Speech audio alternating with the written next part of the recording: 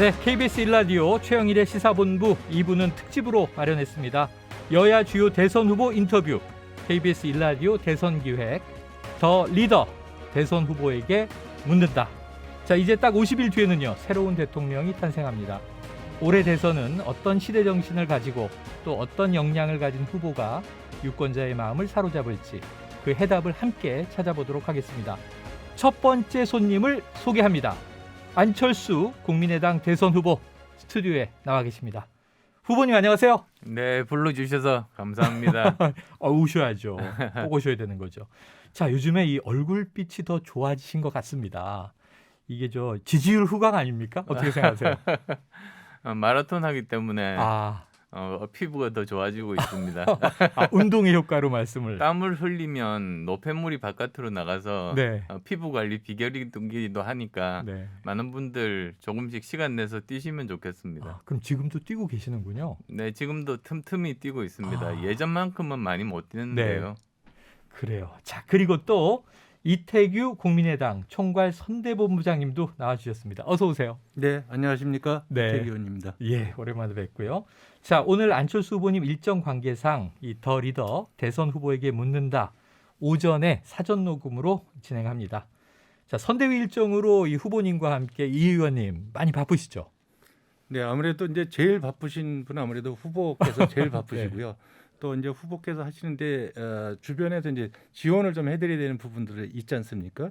이제 그런 부분을 이제 챙기다 보니까 이제 캠프에 있는 모든 분들이 다 바쁩니다. 아, 그리고 저희는 이제 상대적으로 이렇게 슬림화된 선대를 갖고 있기 때문에 네네. 이제 한 분이 여러 역할들을 많이 하셔야 되거든요. 그래서 저희 이제 의원님들도 열심히 뛰시고 네. 또 선대위원장님도 열심히 뛰시고 네네. 모두가 각자 자기 영역에서 그냥 다 바쁘십니다. 모두가 일당백을 소화하고 계시다. 예, 안 바쁘면 큰 네. 문제죠.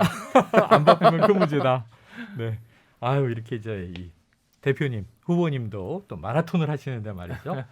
자, 오늘 진행을 도와줄 또 한 명이 있습니다. 헬마우스 임경빈 팩트체커 나와 계십니다. 어서 오세요. 안녕하세요. 자, 안철수 후보님 이렇게 가까이서 보신 적 있어요? 저는 뵌 적이 있는데 어. 안철수 후보님 아마 기억이 없으실 거예요. 제가 방송 작가를 이제 시사 보도 프로그램에서 하면서 몇 번 이제 그 당시에는 정치인이나 혹은 이제 대선 후보로 모신 적이 있는데 네네네.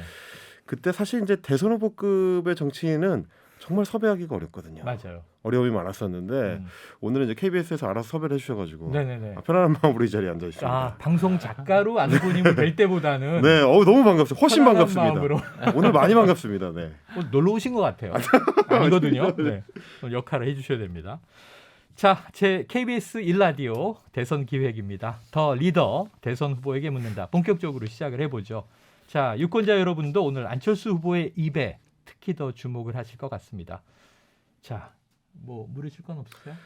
이제 안철수 후보님 하면은 아무래도 이제 화려한 이력부터 네. 떠올리시는 분들이 많으실 텐데 제가 오늘 이제 KBS에 모신 김에 그 이력을 이제 우리 시청자분들, 청취자분들과 그리고 국민 여러분께 간략하게 소개를 해드리는 다 왔군요. 시간을 좀 마련을 네. 해봤습니다. 만족스러우실지 나중에 한번 소감을 여쭤보도록 네. 하겠습니다. 누구나 다 알다시피 안철수 후보하면 이제 1962년생이고요. 전직 의사이자 컴퓨터 프로그래머 그리고 성공한 벤처 기업인이자 대학 교수이고요. 국회의원이자 그리고 대선 후보였고 요즘은 마라토너로 또 유명하신 분입니다. 국내 최초의 컴퓨터 백신 프로그램인 V3의 개발자로 안철수 컴퓨터 바이러스 연구소 소장을 지냈고요. 나중에 안철수 연구소는 한국을 대표하는 IT 기업인 안랩이 됐습니다. 그리고 안철수 소장은 이사회 의장으로 벤처 기업인으로 자리를 매김하셨고요. 이후에 미국 유학을 거쳐서 카이스트 경영대학원 교수 그리고 서울대 융합과학기술대학원장을 맡아서 후학을 가르치기도 하셨습니다. 네. 2009년에 화제의 그 방송 MBC의 무릎팍도사 이 출연 이후에 네네. 대중적 스타로 이제 떠오르면서 맞아요. 2011년에는 청춘 콘서트를 통해 청춘 멘토로 이제 급부상을 하셨고 이후에 이 안철수 현상이 시작이 되게 됩니다. 이 여세를 몰아서 2011년 9월에는 서울시장 재보궐선거에서 이제 강력한 후보로 거론이 됐지만 네. 그 당시에는 이제 아름다운 양보를 통해서 이제 새로운 서울시장을 탄생하는 데 있어서 중요한 역할을 하셨고요. 네. 이후에는 박근혜 대세론에 맞선 안풍의 중심이 됐습니다. 그래서 2012년 대선 때는 문재인 후보와 단일화 협상 끝에 불출마 선언을 통해서 이제 단일화를 성사를 시켰고 2013년에 서울 노원구 병 재보궐선거를 통해서 이제 국회에 입성. 2014년에는 민주당과 함께 새정치민주연합을 창당을 해서 공동 대표를 역임을 했습니다. 그리고 다시 2015년 연말에는 새정치민주연합 탈당 후에 국민의당을 창당을 했고요. 2016년 총선에서 이른바 초록색 돌풍, 호남권에서의 돌풍을 바탕으로 해서 원내 제3당 체제를 이제 구축하는데 중요한 역할을 했습니다. 2017년 19대 대선 그리고 2018년 서울시장 선거 다시 2021년 서울시장 재보궐선거까지 최근에 굵직한 선거에서는 조금 어려움을 겪으셨지만 3전 4기의 정신으로 다시 국민의 선택 앞에선 안철수 후보 이번에는 과연 국민들의 선택을 받을 수 있을지 온 국민이 지켜보고 있습니다. 야, 임경빈 체커 얘기를 들으니까 정말 화려하시네요. 네, 정치 팩트 체크 입문하시기 많습니다. 전까지. 예. 어떻게 만족하십니까? 대체로. 저 마라톤 기록 빼놓고는 말씀 다 하셨네요. 마라토너를 꼭 넣어주세요. 네네네. 그걸 넣었어야 되는데 네. 제가 센스 없이 예, 또 3시간 46분. 그런데 이게 엄청난 경력이세요. 정말 듣고 보니까 엄청난 경력인데 궁금한 게 저는 이 의사에서 막 사업 시작하셨을 때 대학 캠퍼스에 어린 따님 손을 잡고 강연 온 걸 제가 본 기억이 있고요. 아 정말 옛날입니다. 그 따님이 지금 과학자가 돼 있으신 거죠. 네, 그렇습니다. 그리고 또 이 2012년 구세군 회관에서 충정로에서 첫 출정 선언하실 때도 그 자리에 제가 있었습니다. 아, 그러시군요. 새정치 얘기하실 때 가슴 뜨거워지는 느낌이 있었거든요. 자, 그런데 이제 시간이 많이 흘렀는데 자, 스스로 의사, 사업가, IT 전문가, 정치인 어떤 직업이 제일 적성에 맞으세요? 저는 그 당시에 제 적성에 가장 맞고 저를 가장 필요로 하는 분야의 일을 하고 있습니다. 네. 사실 의사할 때도 정말 좋은 직업이거든요. 다른 사람들을 직접 도와드릴 수 있지 않습니까? 네네. 그다음에 백신 만들 때도 모든 사람들이 필요로 하는 맞습니다. 그런 일들을 했었고 학생 가르쳐서 그 학생이 인생의 진로를 잘 설정해 나가면서 성공하는 모습 보는 것도 굉장히 보람이 있고요. 그리고 또 정치하면서 이 우리 삶의 틀을 조금이라도 바꾸면 굉장히 많은 사람들이 행복하게 살 수 있어요. 네. 김영란법, 신해철법 다 제가 여야 넘나들면서 통과시킨 법이었거든요. 기억나네요. 그렇게 사회의 좋은 쪽의 변화를 계속 만드는 것, 그것에서 제 삶의 의미를 찾습니다. 지금 현재 하고 있는 게 최고의 직업이다. 예. 그 필요로 하는 곳에 늘 계셔왔다. 이렇게 이해하겠습니다. 자, 이태규 의원님 이렇게 함께 자리해 주셨으니까요. 지금 안철수 후보님, 사실은 정치인은 대중들이 다 자기만의 선입견과 프리즘을 통해서 그 상을 가지고 있어요. 부러워할 수도 있고 뭐 호감을 가질 수도 있는데 자, 이태규 의원님 측근이시니까 대중들이 잘 모르는 안철수 후보님의 좀 숨겨진 모습을 하나 공개해 주시죠, 오늘. 제가 측근이 아니라는 이유가 뭐냐면 측근 부인입니다. 제가 이제 다른 분들 이제 말씀을 들어보면 네. 이렇게 이제 안철수 후보께서 공부를 좀 많이 하시는 편이에요. 네. 전문가들하고. 항상 책을 읽으신다고. 아니, 전문가들 들었어요. 토론도 많이 하고 네. 이렇게 하시는데 그 이제 중간중간에 이제 재미난 유머도 하고 또 썰렁한 아재 개그도 하고 그래서 네네네. 같이 이렇게 공부하신 분들은 이제 안철수 후보를 굉장히 좋아하세요. 예? 그러니까 다른 면을 보는 거죠. 네네. 근데 이제 저한테는 단 한 번도 뭐 그런 기억이 없습니다. 그래서 유머를 안 해주시는군요. 예, 그래서 제가 뭐 비사를 말씀드릴 수는 없고 네. 그냥 옆에서 저도 지난 한 10여 년 이렇게 안철수 후보를 옆에서 이렇게 지켜봤지 않습니까? 네네네. 그러니까 이제 뭐랄까요? 이제 진솔한 분입니다. 진솔하시다. 예, 진솔한 분이시고 또 자기 일에 또 자기가 한 말 여기에 대해서 어떻게든지 좀 책임을 지려고 하는. 네. 그러니까 어떻게 보면 이제 여의도 정치에서는 좀 답답해 보일 수 있습니다. 네. 여의도 정치에서는 이제 거짓말도 그냥 일상적으로 하고 네네. 또 하다가 못 지키면 어쩔 수 없는 거지. 그렇죠. 이런 이제 정치 관행들이 이렇게 좀 누적돼 왔는데 많죠. 이제 그러니까 안철수 후보는 말이 재미가 없어요. 왜? 거짓말을 좀 섞어서 해야 재미가 있는데 그게 안 되니까 양념. 그런 부분인데 양념을 조금만 좀 잘 치셨으면 저는 뭐 지난 대선에도 좋은 결과가 있었지 않았겠는가 이런 생각이 드는데 어쨌든 재미는 없다. 다만 일을 맡겨주시면 좀 잘할 뿐이다. 네. 이런 거에 대해서 제가 이제 같이 옆에서 참물어서 네. 안철수 후보에 대한 어떤 신뢰를 인간적인 신뢰를 갖고 이분이 잘 됐으면 좋겠다. 네네. 그런 마음을 갖고 있는 거죠. 두 분 다 솔직하세요. 왜냐하면 지금 말씀을 또 악마의 편집을 하면 여기 임경빈 팩트체커 같은 사람이 네. 이태규 의원 안철수 최측근 아니야. 뭐 이렇게 부인한 것처럼 헤드라인을 뽑을 수 있거든요. 그렇죠. 지금 말씀을 들어보면 이제 네. 대체로 어쨌든 안철수 후보가 아재 개그를 좀 터야 아, 그때부터 이제 측근으로 인정이 되는 건데 편안하고 아마 이제 진솔해지고. 이태규 의원께서는 이제 재미없는 분이다라고 말씀하시는 게 아직 이제 안 후보께서 아재 개그를 안 튼 사이라서 충분히 친하지가 않아서 그런 게 좀 아닐까라는 섭섭해하시는 것 같아요. 느낌이. 예 그런 의문을 좀 제기를 해보면서 오늘 하나 해주세요. 후보님. 최근에 이제 아무래도 안철수 후보가 주로 미디어에 관심을 많이 받는 거는 아무래도 네. 이제 지지율 상승세일 그렇죠. 것 같습니다. 명확하게 이제 지난 연말하고 올해 초가 크게 구분이 되는 것 같은데요. 제가 좀 몇 가지 조사 자료들을 오늘 나온 것들로 좀 준비를 해봤습니다. 네. SBS가 넥스트 리서치에 의뢰해서 지난 15일에서 16일까지 이제 조사를 한 내용이고요. 자세한 내용은 모두 자세한 사항은 이제 중앙선거 여론조사 심의위원회를 참조하시길 바랍니다. 네. SBS 조사 같은 경우는 지금 이재명 후보가 32.9%, 윤석열 후보가 31.6%인데 눈에 띄는 게 안철수 후보의 12.7%입니다. 심상정 후보 2.7%고요. 안철수 후보 같은 경우는 이제 지난 12월 30일에서 31일까지 조사했을 때에 비하면 4.9%, 5%포인트 가까이 지금 올라간 상태입니다. 중앙일보가 엠브레인 퍼블릭에 의뢰해서 15에서 16일 사이에 조사한 내용도 비슷합니다. 안철수 후보가 15.6%고요. 이재명 후보 33.4%, 윤석열 후보가 35.9%인데 역시 마찬가지로 안철수 후보 같은 경우는 지난 연말 대비했을 때 5.5%포인트가 지금 상승한 상태입니다. 조선일보가 칸타코리아에 의뢰해서 15에서 16일에 조사한 내용도 비슷합니다.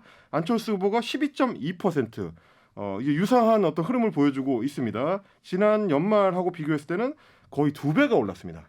이 경우는 이제 6%대였던 게 이제 12.2%까지 올랐으니까 6%포인트가 오른 거고요. 세 가지 조사가 모두 중앙선거 여론조사심의위원회를 참조하시면 자세한 내용을 아실 수 있는데 대체로 안철수 후보는 약진 앞으로 그래서 12%에서 뭐 조사에 따라서는 한 15% 정도 나오는 조사들도 있고요. 네네. 그래서 삼강구도에 가까워지고 있다라는 평가인 것 같습니다. 그리고 이제 안철수 후보와 윤석열 후보의 지지세를 합치면 정권 교체 여론이 이제 50% 선에 근접하게 지금 유지가 되고 있는 상태. 이런 정도로 좀 요약을 할 수가 있을 것 야, 같습니다. 대단합니다. 왜냐하면 이제 두 자릿수는 굳어지는 분위기예요. 자, 그런데 이 지금 대선 D-50 오늘 굉장히 날짜가 의미가 있습니다. 2007년 이후 대선의 이제 데이터들을 쭉 보면 모두 D-51 이 여론조사는 1등을 달리는 후보가 당선이 됐더라고요. 하지만 올해 대선의 판세는 완전히 오리무중, 안개 속이다.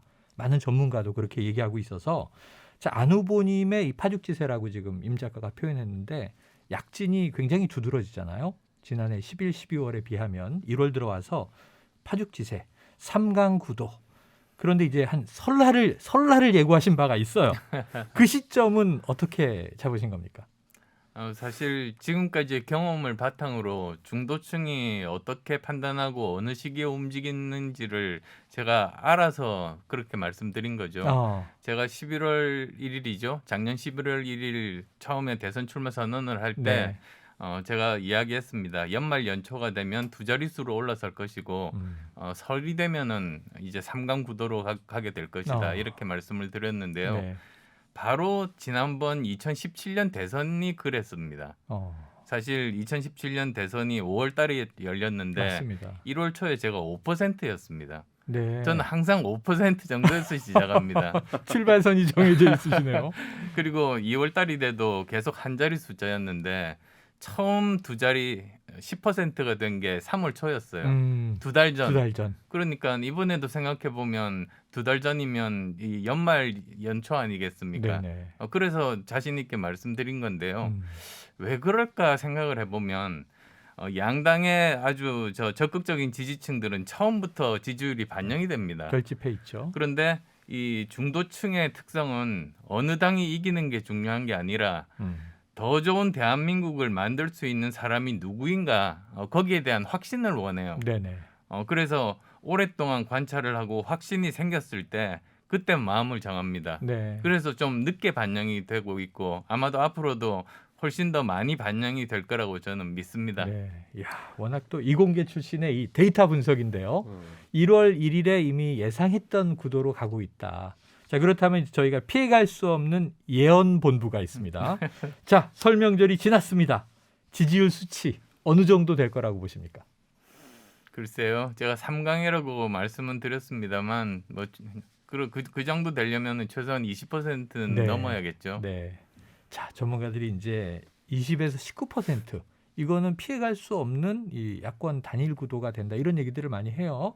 그렇다면 여기서 제가 이제 여쭤봐야 됩니다.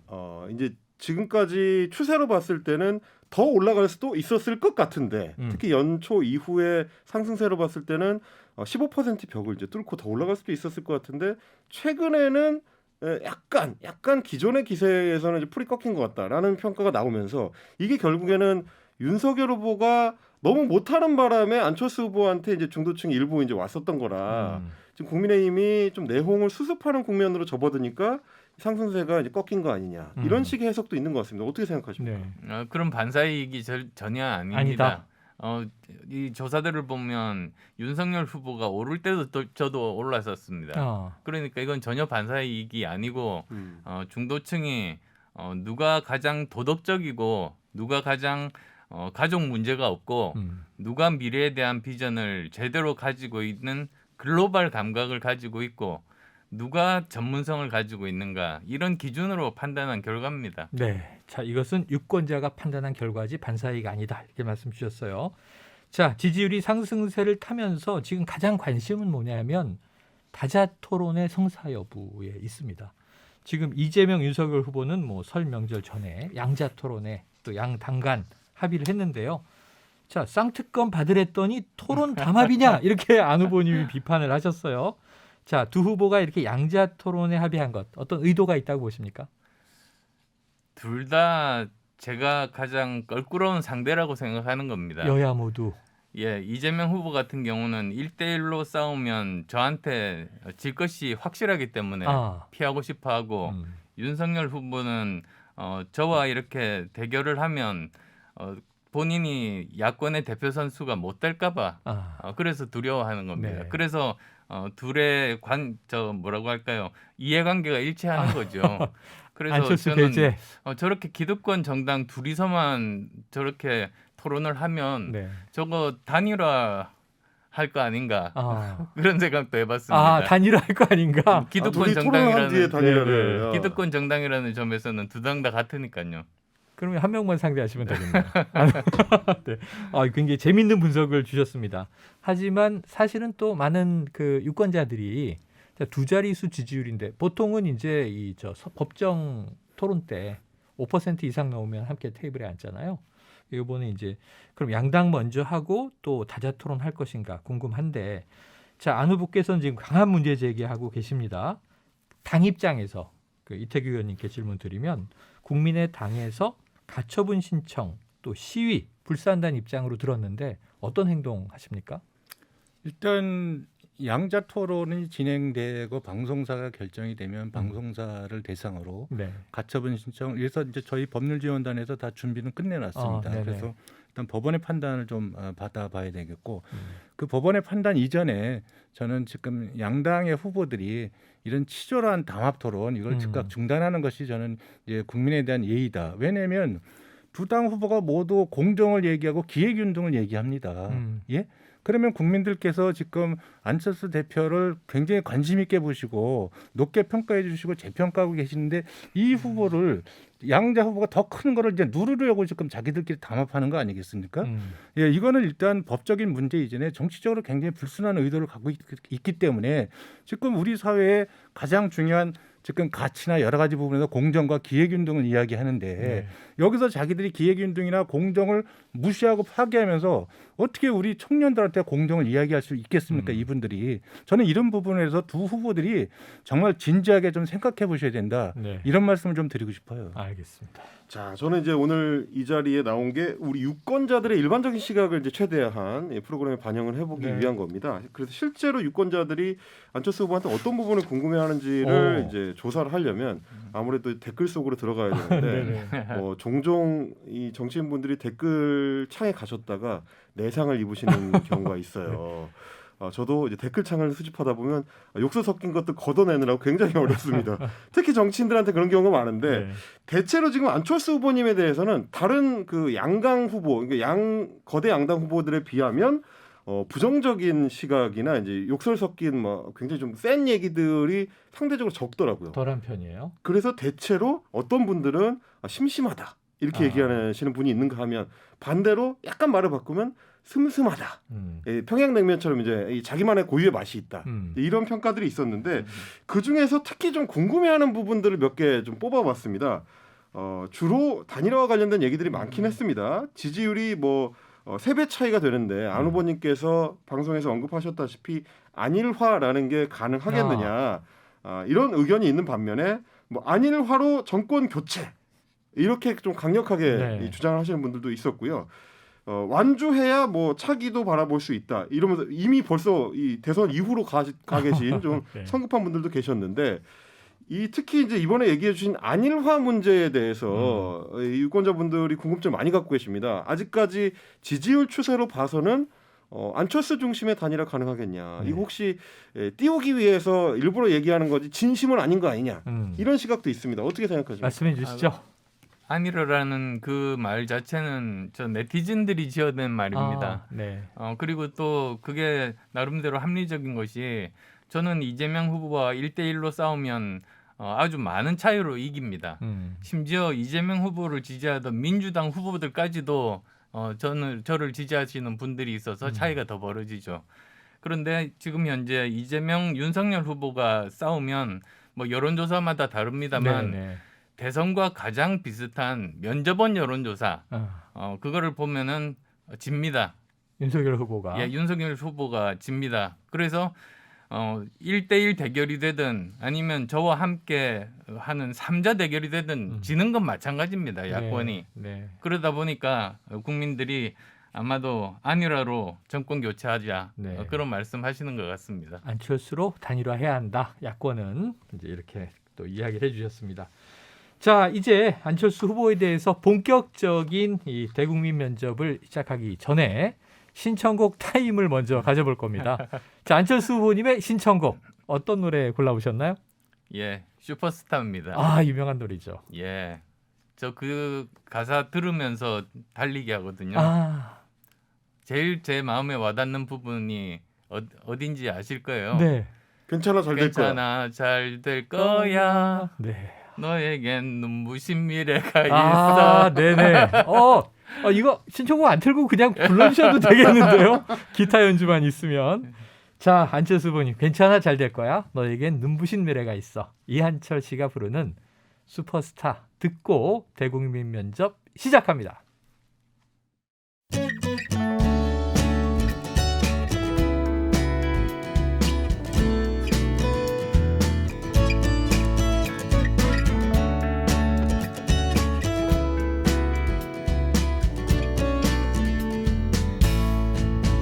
지난 날 아무 계획도 없이 여기서 울러왔던 너 좀 머리둥절한 표정이 예전 나와 같아 모습은 까무잡잡한 스포츠맨 오직 그것만 해왔던 두렵지만 설레임에 시작에 네가 있어 괜찮아 잘 될 거야 너에겐 눈부신 미래가 있어 괜찮아 잘 될 거야 우린 널 믿어 의심치 않아 너만의 자, 이어서 안철수 후보에 대한 궁금증을 해결하는 안철수 대국민 면접을 시작해 보겠습니다. 첫 번째 주제 아까 나왔었죠. 바로 안일화. 자, 피해갈 수 없는 질문이자 그동안 수도 없이 많이 받아본 질문이실 것 같아요. 사실 안철수 후보 하면 매번 철수한다. 이런 이미지. 자, 이번에는 완주하시는 겁니까? 저 여러분들이 잘못 알고 계세요. 네네. 그러니까 제가 2011년에는 서울대학교 교수였습니다. 네. 그리고 그 이후로도 1년간 서울대 교수를 했죠. 교수가 무슨 정치인입니까? 네. 사실 그래서 실제로 제가 정치인으로서 선거에 뛰어든 건 2012년입니다. 네. 그때 한번 양보를 했었죠. 네. 그런데 지금 생각해 보면 그건 너무 사람과 정치에 대해서 선의로 대했던 것이라는 그런 생각이 들었습니다. 네. 그래서 잘못된 선택이었다고 생각하는데요. 음. 그 이후로 7번 선거가 있었습니다. 네네. 제가 출마하기도 했고 당대표로 전체 전국 선거를 지휘하기도 네. 했습니다. 그게 2017년 대선, 2013년, 16년, 20년 총선, 네. 14년, 18년 그리고 작년 지방선거인데요. 네네. 단 한 번도 빼놓지 않고 전부 완주했습니다. 아. 제가 중간에 철수한 적이 없습니다. 네네. 사실이 아닙니다. 네. 그다음에 또 제가 단일화한 거는 바로 작년 지방선거 단 한 번이고 그것도 제가 처음부터 단일화하겠다고 제가 선언해서 단일화를 한 겁니다. 네. 네. 그래서 지금까지 제가 전체 선거를 보면은 단 한 번도 철수한 적도 없고 네. 단일화는 제가 주도해서 한 번 한 건데 뭐 계속 단일화할 거냐 뭐 철수할 거냐 그렇게 자꾸 왜곡해서 네. 잘못된 이미지를 사람들에게 씌우는 거죠. 잘못된 이미지가 더 씌워진 것이다. 그럼 이번 대선에서도 단일화는 없다. 이 입장은 계속 이제 가져가시는 건가요? 단일화. 단일화. 단일화로. 네네. 네. 단일화가 된다면 안철수로 된다. 그 외의 변수는 없다. 이렇게 알겠습니다. 선언하신 걸로 봅니다. 그렇게 보면 이제 결국에는 유권자들의 선택이 안일화가 되느냐 안 되느냐를 결정하는 중요한 기준이 될 텐데요. 그렇죠. 이제 여론조사를 중심으로 한번 살펴보겠습니다. 네. 이 단일화 경쟁력에 대한 여론조사들이 이제 최근에 좀 많아졌는데 두 가지만 꼽아봤습니다. 아까 소개를 해드렸던 중앙일보와 엠브레인 퍼블릭이 이제 15일부터 16일까지 한 조사인데요. 야권 후보 단일화를 할 때 어느 후보를 지지하느냐를 물었더니 윤석열 후보가 36.4%, 안철수 후보가 48.3%로 격차가 11%포인트 넘게 12% 가까이 좀 나는 정도로 안철수 후보가 앞서 있는 상태였고요. 연령별로 봤을 때도 60대 이상을 제외하고는 거의 모든 연령대에서 이제 안철수 후보가 앞서고 있는 상황으로 조사가 됐습니다. 조선일보가 이제 칸타코리아에 의뢰했었던 15일, 16일 조사 같은 경우도 마찬가지입니다. 여기서는 이제 조금 조사 방법을 다르게 단일 후보 윤석열과 단일 후보 안철수가 이재명 후보와 붙었을 때 어떻게 되느냐 이걸 조사를 했는데 윤석열 후보로 했을 때는 이제 윤석열 후보가 39.3% 이재명 후보가 32.7% 앞서긴 하지만 이제 7.1% 포인트 차이였고요. 네. 단일 후보 안철수의 경우는 47.9% 거의 이제 과반이죠. 이재명 후보가 그때는 26.6%로 격차가 굉장히 커집니다. 21.3% 포인트 차이로 격차가 커지는 상태라서 이런 결과를 봤을 때 아직까지 여론조사 상으로 보면 안철수 후보가 단일 후보로서는 경쟁력이 높다고 지금 여론은 평가를 하고 있다. 이렇게 볼 수 있을 것 같습니다. 자세한 사항은 중앙선거 여론조사심의위원회를 참조하시면 됩니다. 네, 아까 안 후보님이 말씀해 주신 것이 여론조사상 또 나타나는 지표로 보여집니다. 자, 안 후보님의 유튜브 채널에 갔더니 구독자가 20만 명. 네. 이러면 임 작가 같은 분은 유튜브만 해도 먹고 살겠네 이런 얘기 하시거든요.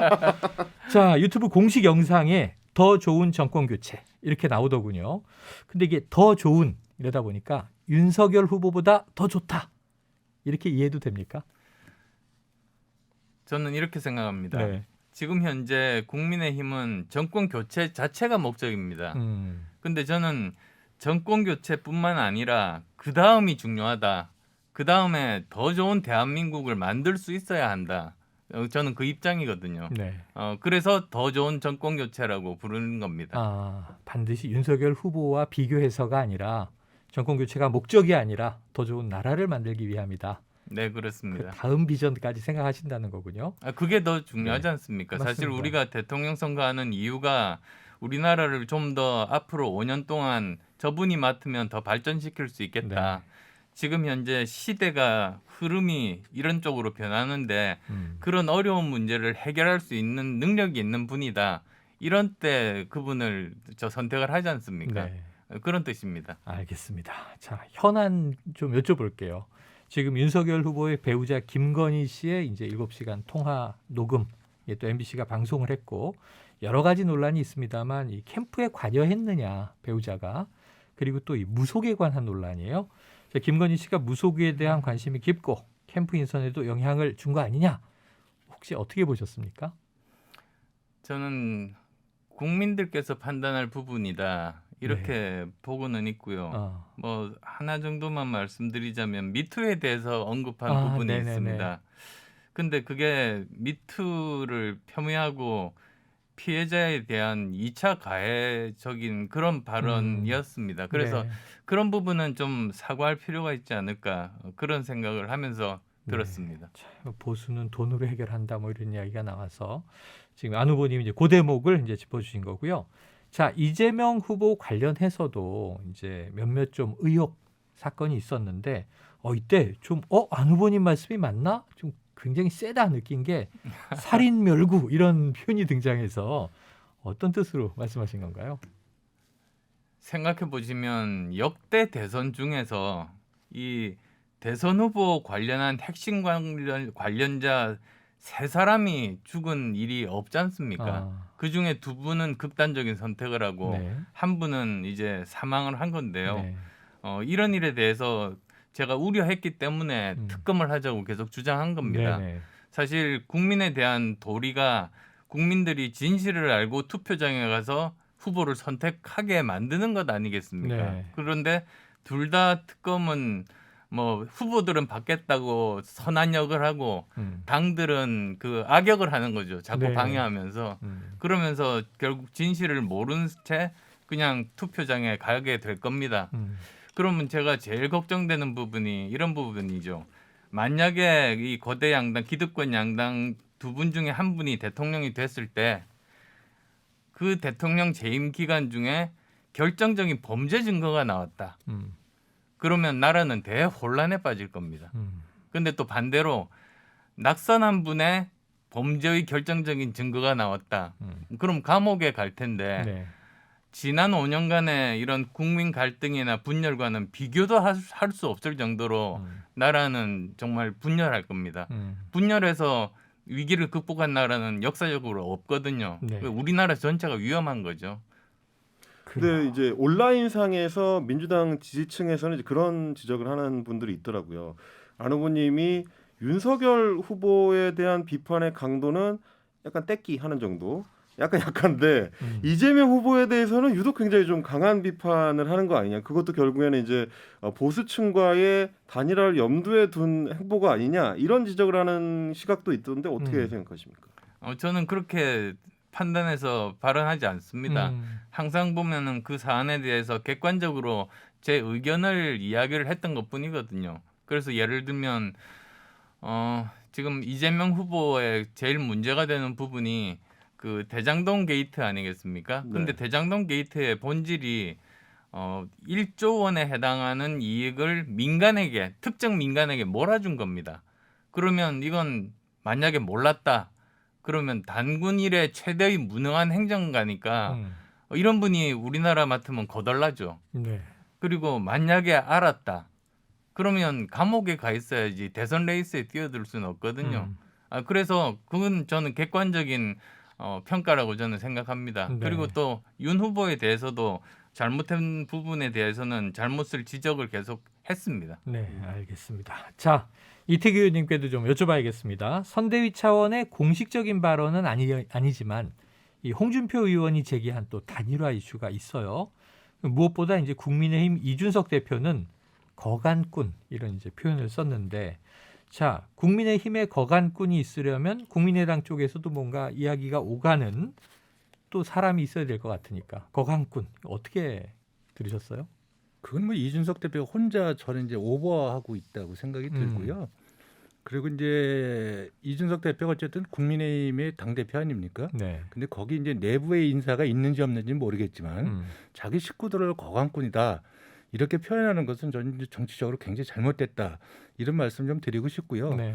이 국민의힘의 안철수 후보에 대해서 호감을 갖고 계신 의원들이 굉장히 많이 계십니다. 네. 예, 전현직 의원들이 굉장히 많이 계시고 또 지난 서울시장을 압도적으로 자기들이 이기게 해준 데 대해서 안철수 후보께서 그때 헌신적으로 뛰어주셨잖아요. 네. 거기서 지금도 고마움을 표시하고 있는 분들이 굉장히 많기 때문에 네. 아마 이준석 대표의 입장에서는 안철수 후보로 인해서 자기 내부의 조직이 흔들리고 동요하는 거 이걸 좀 사전에 좀 막기 위해서 그런 말을 할 수는 있다고 봅니다. 정치적으로. 네. 그렇지만 거강꾼이라고 하는 그런 표현을 쓰는 것 자체는 네. 저는 좀 삼가해야 된다 이런 생각을 갖고 있고 예, 그런 거강꾼이 있는 점인지 모르겠지만 예, 국민의 당하고는 전혀 아무 관계가 없습니다. 관계 없다. 네. 이준석 대표가 좀 스스로 당을 단속하기 위함 아니냐, 오버다 이렇게 말씀. 예, 그런 정도로 제가 이해합니다. 알겠습니다. 자, KBS 1라디오 최영일의 시사본부 대선기획 특집입니다. 더 리더 대선 후보에게 묻는다. 안철수 후보와 함께하고 계신데요. 자, 안철수 후보에 대한 궁금증을 해결하는 안철수 대국민 면접. 두 번째 주제는 바로 이겁니다. 안철수는 외계인? 네, 지금 이 안 후보님이 빵 터지셨습니다. 네. 외계인이라는 걸 인정하는 걸까요? 오늘 가장 네. 크게 웃으시는 것 같은데요. 예. 자, 이 예전에 함께 정치했던 분들이 계세요. 금태섭, 이상돈, 박지원, 이준석, 김종인 등등 여러 이 실명 인사들을 포함해서 굉장히 스마트하고 똑똑한데 리더십은 부족하다. 이런 평가가 일부 있고요. 자, 안철수는 외계인이다. 이런 말까지 한때 나왔다고 하죠. 이게 사실 예전에 친했던 친구들이 나중에 제욕을 하면 그게 제일 뼈아픈 경우가 있는데 안철수 후보님한테 이제 제기되는 정치권에서의 의문이 이런 부분인 것 같습니다. 뭐 예를 들면 이제 장진영 전 대변인 같은 경우에도 안철수 후보가 비선을 통해서 주요 사안을 결정한다 이런 얘기를 한다든지 뭐 요즘 들어서 이제 가장 거칠게 안철수 후보님을 이제 공격하고 있는 이준석 국민의힘 대표 같은 경우는 결단이 필요한 시점에 연락이 안 된다. 연락이 끊긴다. 뭔가 좀 중요한 결정 안 해준다. 이제 이런 식의 얘기를 한 적이 있고 제가 이제 한 달에 한 번씩 시사본부에서 만나고 있는 이상돈 의원 같은 경우도 외계인과 대화라는 느낌이다. 이제 이런 얘기를 대기실에서 종종 하는 경우가 있었는데 혹시 이런 의견에 대해서는 개인적으로 어떻게 생각하시는지 너무 뼈 아프시진 않은지 그런 걸 좀 여쭙고 싶습니다. 그게 다 제가 거대 양당에 속하지 않았기 때문일 겁니다. 요즘 많은 중견 언론인 분들이 말씀하시는 것이 대한민국 70년 정치 역사 중에서 이렇게 거대 양당이 아닌 바깥에서 이렇게까지 오래 살아남아 있는 사람은 처음이다. 네. 매일매일 신기록을 세우고 있다. 이런 말씀을 하세요. 그런데 그 어렵죠. 그 제일 어려울 때가 선거 때가 다가오면 당선 확률이 떨어지지 않습니까? 네네네. 근데 정치인은 사실은 당선이 돼야 자기 꿈을 펼칠 수가 있거든요. 그러다 보니까 그때가 되면 이탈해서 다른 큰 거대 양당으로 떠나는 분들이 계십니다. 근데 이제 그분들이 거기에서 자리를 잡기 위해서 사실은 뭐 저를 공격할 수밖에는 없는 게 이해가 되고요.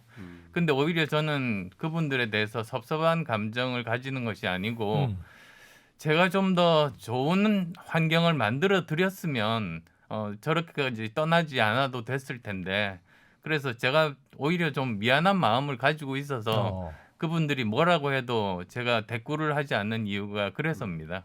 대인배의 말씀을 해주셨네요. 그럼 안철수는 외계인이 아니다.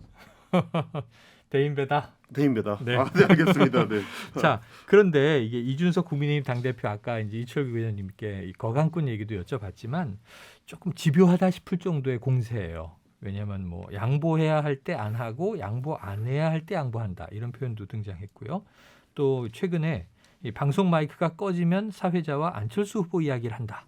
이렇게 좀 뭔가 집요하다. 이 정치공학적 이유라고 하기에는 왜 저럴까 하는 생각도 드는데 이런 대목은 또 어떻게 보세요? 사실 여의도 정치라고 그러지 않습니까? 네. 저는 여의도 정치가 뭘까 생각해 봤어요. 여의도 정치는 눈앞에 있는 상대만 때려 눕히거나 죽이면 내가 이긴다고 생각하는 게 여의도 정치 같습니다. 그런데 그렇지 않거든요.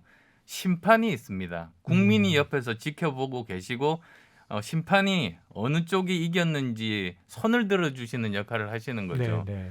우리 그 예전에 노무현 대통령 탄핵될 때 네, 네. 그때 국회에서 탄핵을 한 세력들은 만세를 불렀습니다. 네. 근데 결과는 노무현 대통령에게 그 총선에서 완전히 다 어. 표를 몰아주셨죠. 유권자들이 그쪽을 네. 승리자로 만드셨지 않습니까? 그래요.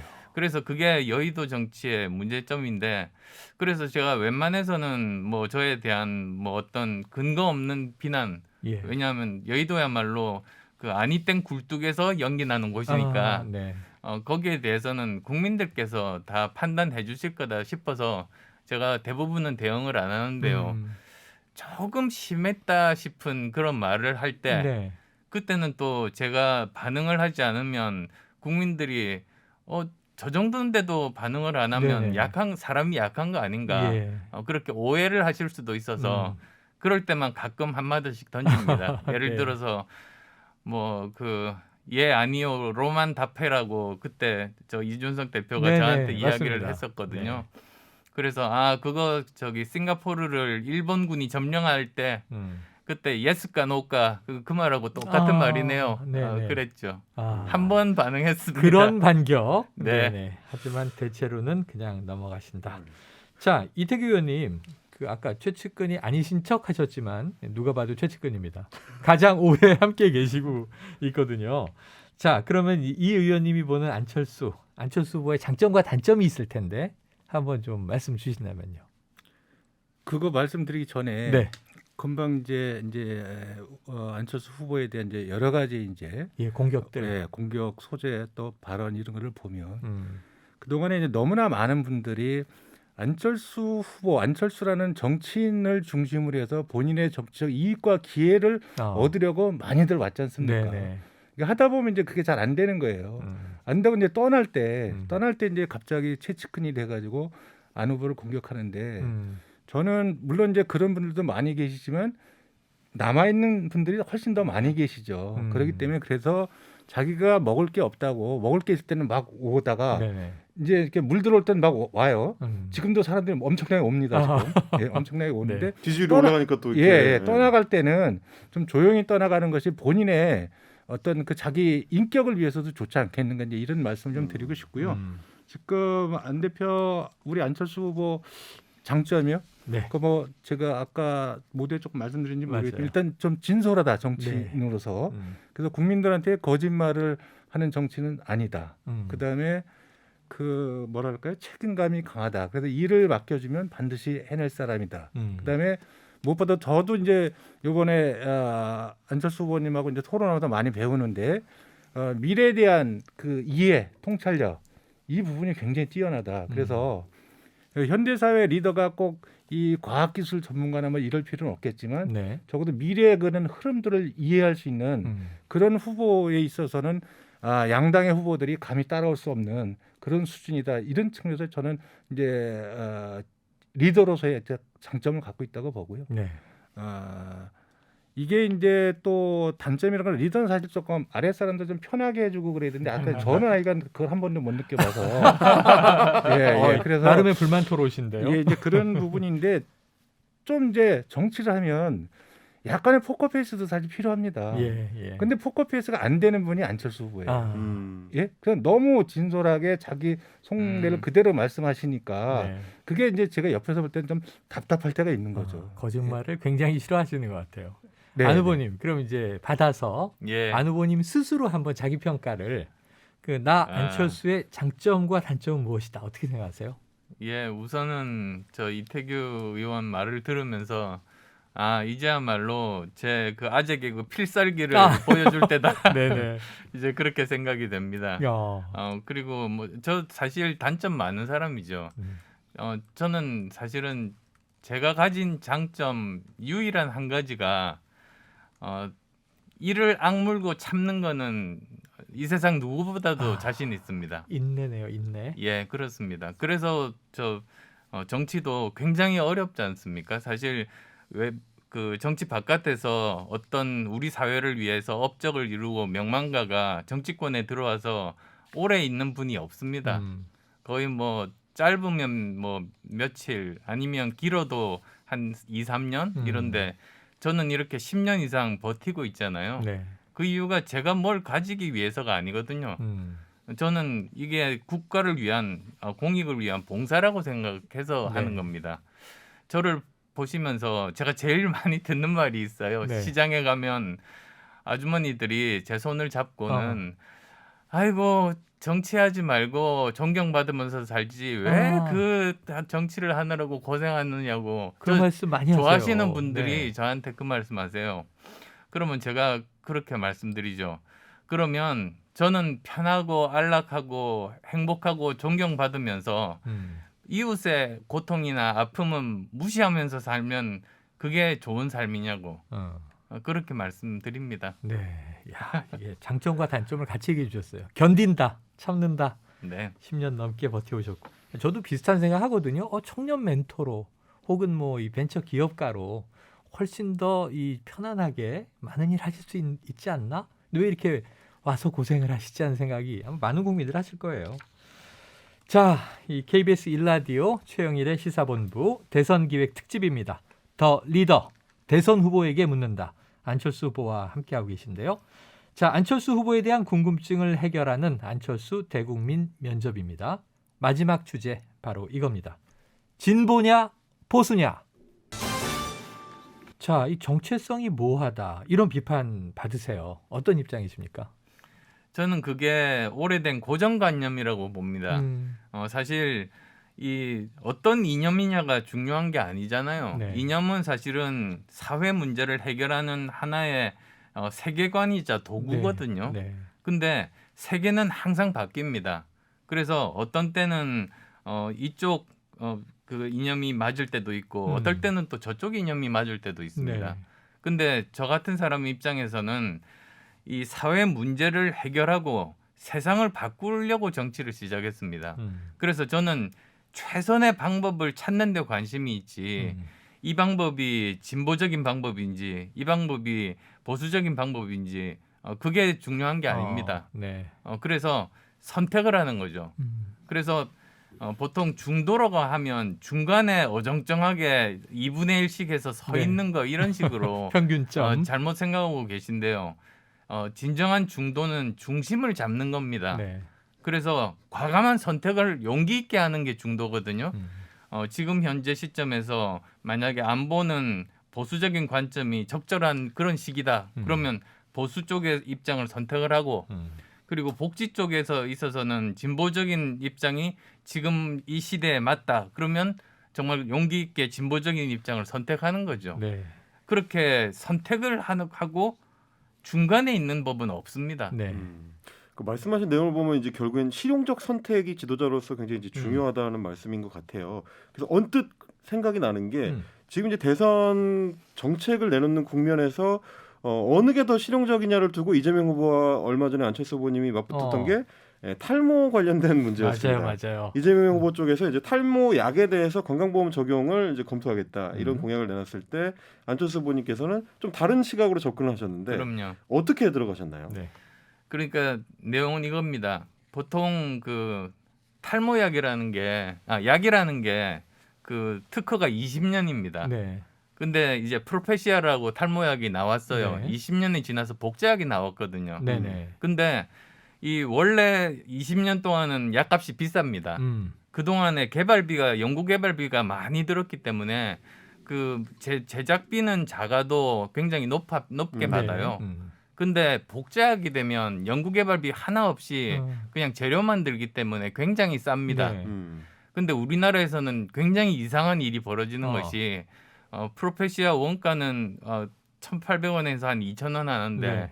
복제약이 1,500원이에요. 이건 잘못된 거라고 생각합니다. 네. 그런 약가 조정 같은 것들은 정부에서 조정할 수 있거든요. 그래서 저는 600원에서 800원 정도로 인하하는 게 적정하다. 그런 입장이고요. 네. 그리고 또 지금 현재